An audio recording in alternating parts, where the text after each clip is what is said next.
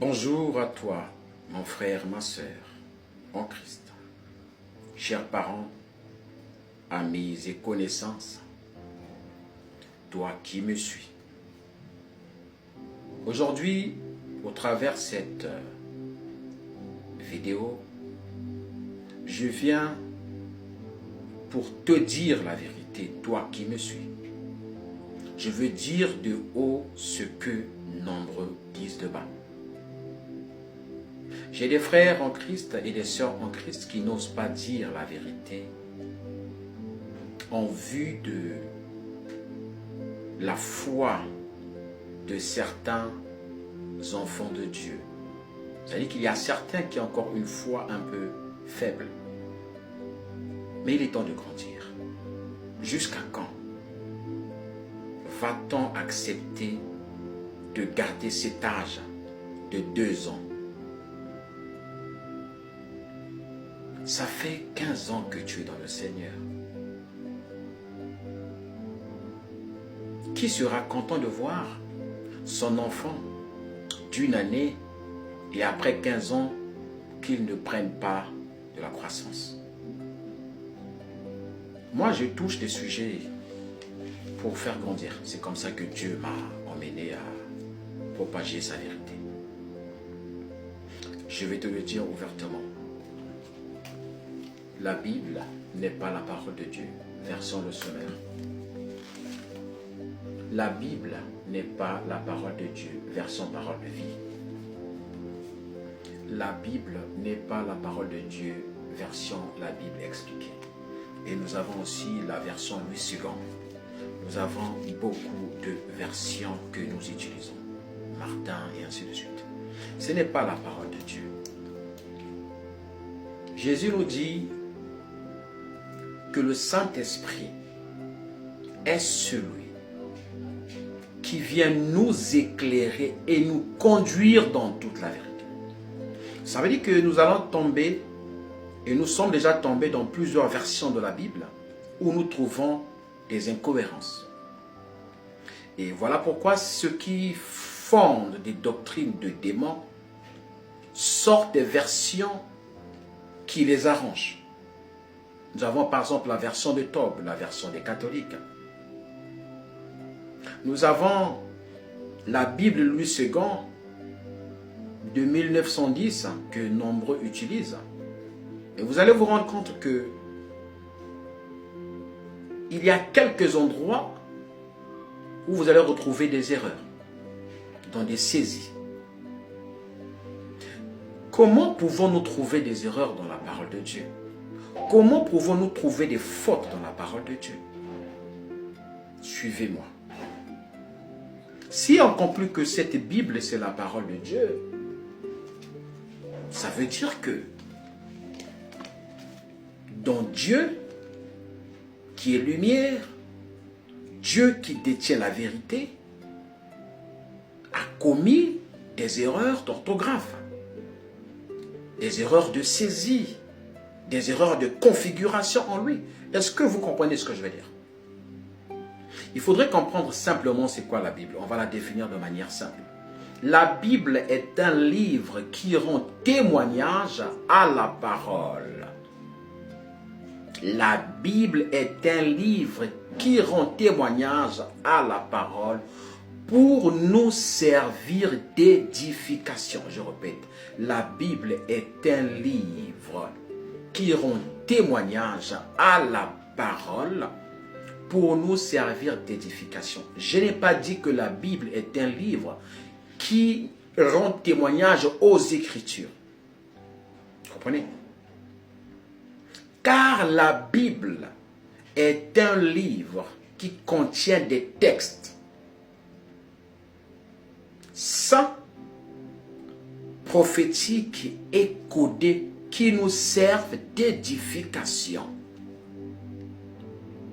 La Bible rend témoignage à la parole. Alors, qui est la parole? La parole n'est pas de l'encre. La parole n'est pas un objet.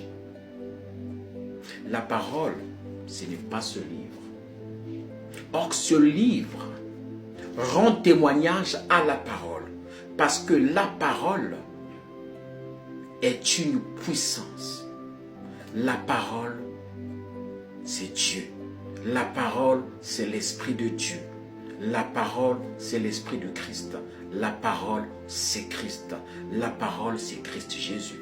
On va le prouver que la Bible n'est pas la parole de Dieu. Et plus tard, ou plus loin, nous allons prouver que la parole de Dieu n'est pas la Bible. On va lire 1 Corinthiens 10, verset 11. Tous ces événements leur sont arrivés pour nous servir d'exemple. Ils ont été mis par écrit pour que nous en tirions d'instruction. Pour que nous en tirions instruction, nous qui sommes parvenus au temps de la fin. Donc ici dans 1 Corinthiens 10 verset 11, on nous dit que la Bible que nous avons, peu importe la version, c'est un livre rempli des événements, des récits qui sont arrivés pour nous servir d'exemple. Et ça a été mis par écrit, donc depuis la Genèse jusqu'à l'Apocalypse, pour que ça puisse nous servir, nous qui sommes arrivés au temps de la fin. Si le mot Bible a été donné, c'est parce que c'est l'ensemble des parchemins, l'ensemble des rouleaux, parce que vous voyez que dans l'Ancien Testament, les livres comme Jérémie, Malachie, tout ce que nous connaissons, c'était des rouleaux. Et ça se gardait dans une bibliothèque, d'où l'ensemble de ces livres, l'ensemble de ces rouleaux, a été donné pour titre la Bible. On pouvait dire que la Bible, que l'ensemble de ces écritures s'appelle lundi, mardi, mercredi, jeudi.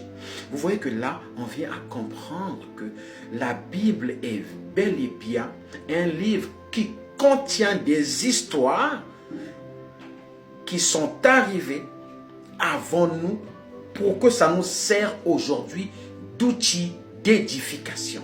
On n'a pas dit que la Bible est la parole de Dieu. Nous avons par ricochet été enseignés comme ça au tout début, mais nous irons plus loin. Nous allons lire le livre de Luc. Luc 24, verset 27. Regardons ce qu'on dit. Alors, commençons par les livres de Moïse, en parcourant tous ceux des prophètes, donc on descend encore plus bas, Jésus leur expliqua ce qui se rapportait à lui dans toutes les Écritures. C'est-à-dire que Jésus, pendant son ministère, il a rappelé aux Israélites, de Genèse jusqu'à maintenant où je vous parle, donc tous les livres saints qui vous ont servi d'édification, parlez de moi. Le YHWH, le je suis là. Le véritable nom, c'est moi, Jésus. Parce que dans Jean 17, verset 6, Jean 17, verset 26 à 27, Jésus dit, Père, je les ai fait connaître ton nom. Or que le Père n'est que le Fils et le Fils n'est que le Père. Il est écrit, celui qui m'a vu a vu le Père. Voilà pourquoi pendant que je suis en train de vous parler, je suis sur un selfie, je me filme et je me vois. Donc si je me vois, c'est que je vois le Père. Or celui qui apparaît à travers cet écran, c'est moi. C'est le Père et le Père c'est moi.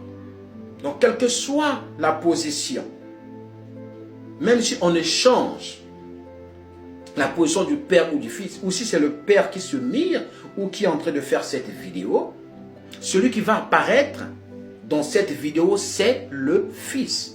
Car le Fils n'est que le Père. Et si le Fils revient, il fait encore cette vidéo, celui qui va apparaître, c'est le Père. D'où on dit que le Fils est l'empreinte du Père.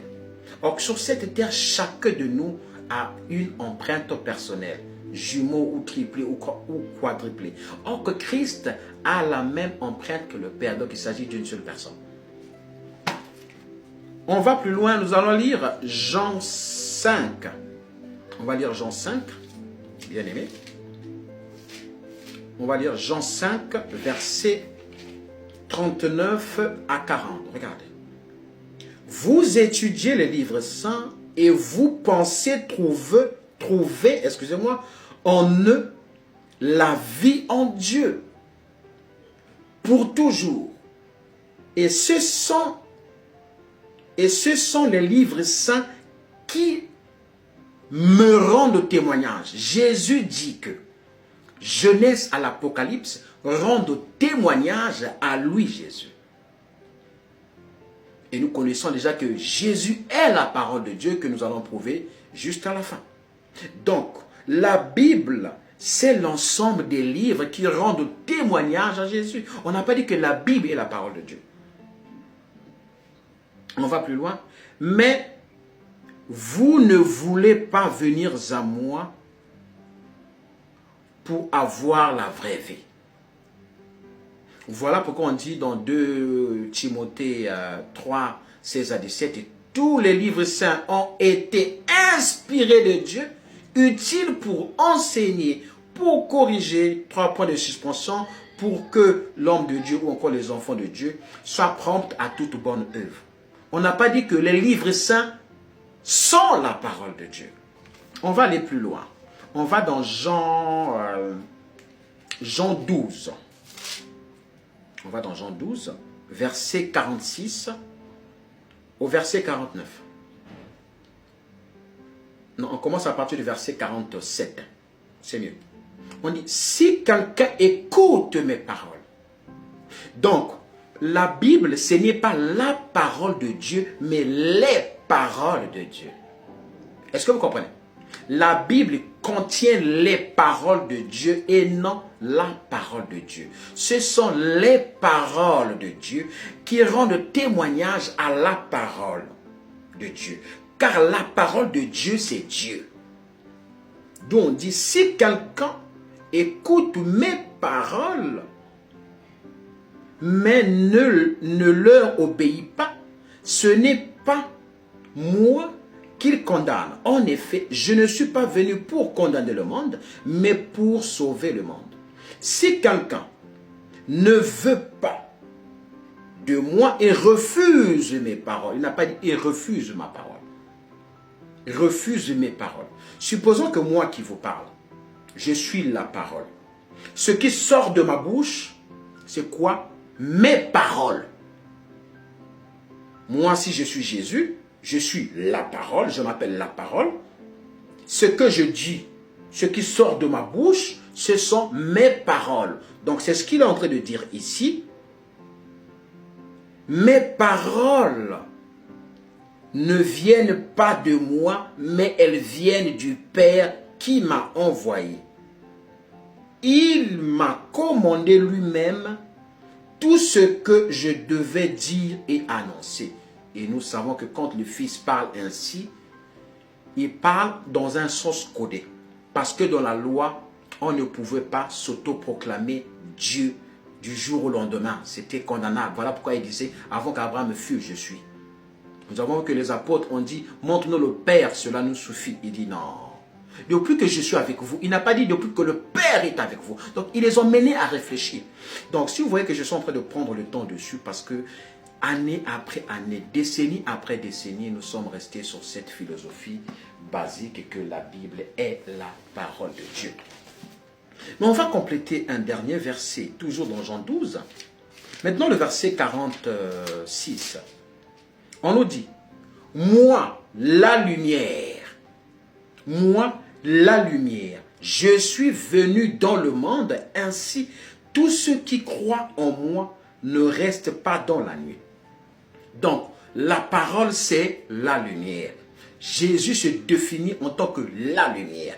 Il a même dit qu'il est le chemin, la vie et la vérité. Donc, la parole de Dieu, c'est la lumière. La parole de Dieu, c'est la vie. La parole de Dieu, c'est le chemin. La parole de Dieu, c'est la vérité. Voilà c'est quoi la parole de Dieu. Et la Bible que nous avons, ce sont les enseignements, ce sont des récits, ce sont des écritures qui rendent témoignage à la lumière. Car la lumière n'est que la parole de Dieu. Parce qu'on peut déchirer cette Bible maintenant, le nombre de mois, le nombre de décennies que les gens crachent sur cette Bible en papier. Vous avez déjà vu le ciel se brûler?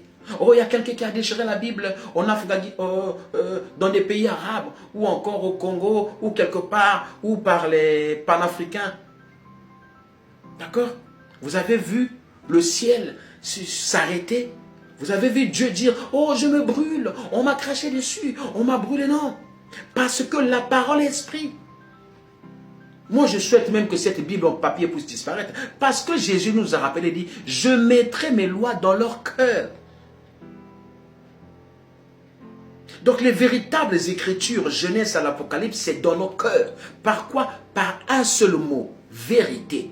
Celui qui a la vérité en lui a déjà reçu un pré-téléchargement de la vérité. Donc quand tu écoutes quelqu'un sortir des paroles de vérité, tu reconnais que ce qu'il dit c'est vrai. Parce qu'en toi, tu as la vérité. Or la vérité, c'est la parole de Dieu qui est en toi. Or la parole de Dieu, c'est Christ. Donc je répète, on dit, moi, la lumière, je suis venu dans le monde. Donc la lumière est venue dans le monde. On n'a pas dit les Écritures sont venues dans le monde. La lumière. Donc là, il s'agit d'une entité. Il s'agit d'une énergie. Il s'agit d'un esprit. Et quel est cet esprit? On va lire Jean 1, la récitation de tout le monde. C'est même sur ce verset où on vient souvent attaquer les chrétiens en disant que Jésus n'est pas Dieu.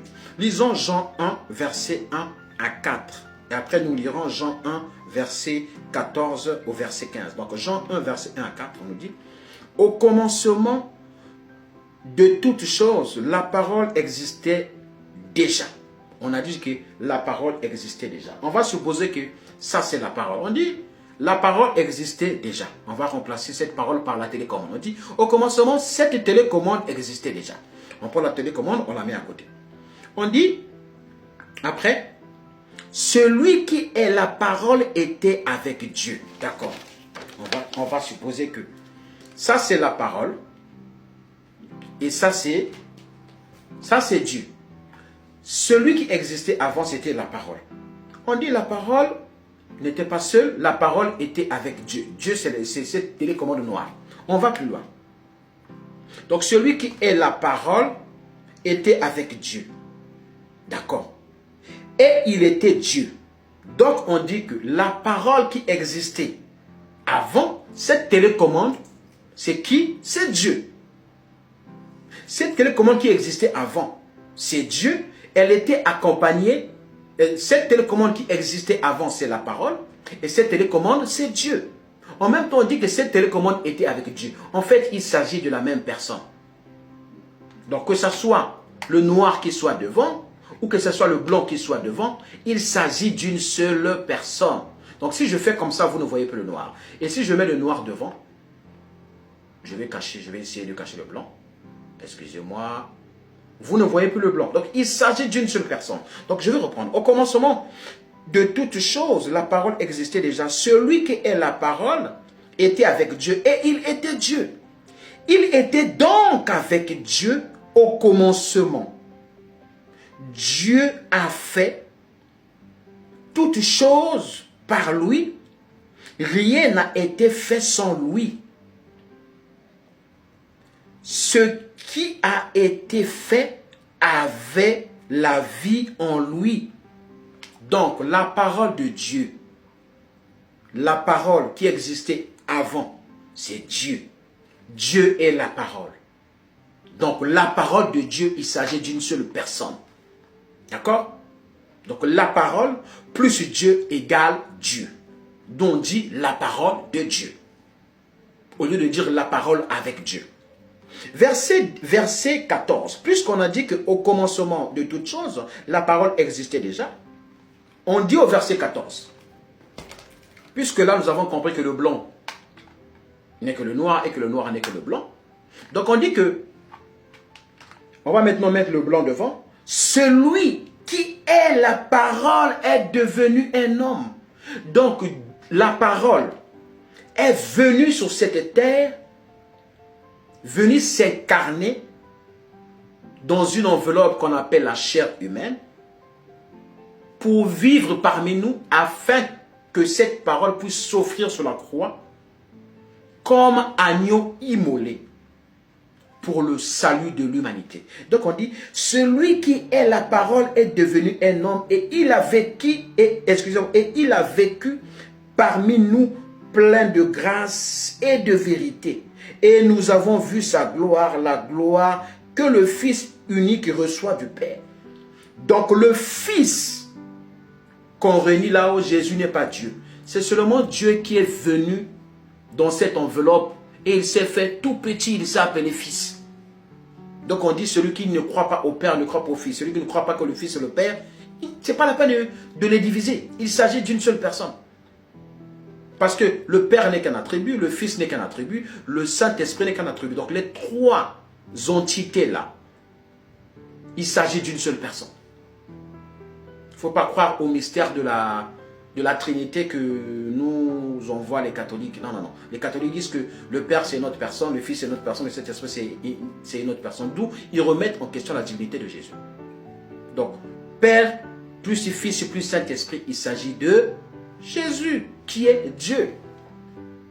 Verset 15 on dit, Jean lui a rendu témoignage et il s'écriait, c'est de lui que j'ai parlé quand j'ai dit, il vient après moi, mais il est plus important que moi, car il existait déjà avant moi.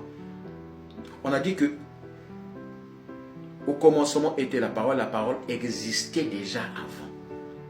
Donc Jean annonçait qu'il y aurait une personne qui devait venir.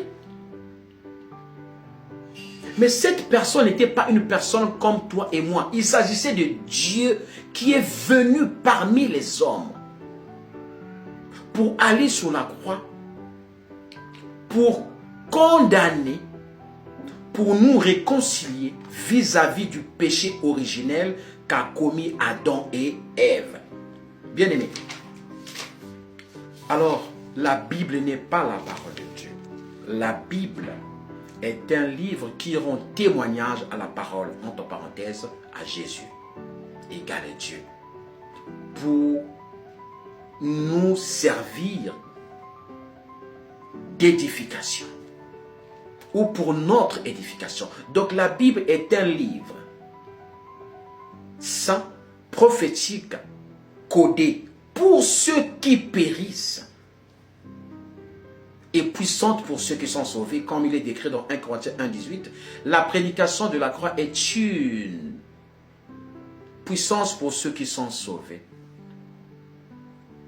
Mais elle n'est pas une puissance pour ceux qui périssent. Bien-aimés, la prédication de la croix est une folie pour ceux qui périssent et elle est une puissance pour ceux qui sont sauvés. La Bible n'a jamais été la parole de Dieu. Nous avons récité ces choses,